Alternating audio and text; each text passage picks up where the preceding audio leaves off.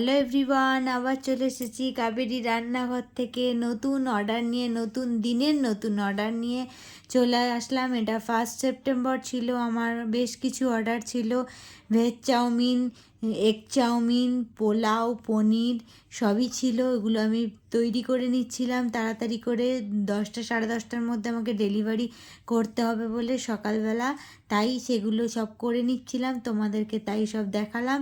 আর চিড়ের পোলাওও ছিল, ডিমের অমলেট ছিল। তো ওনাদের তো খুবই ভালো লেগেছে। তো তোমাদের কার কেমন লাগছে আমার এই রান্নাগুলো দেখে সবাই কমেন্ট করো।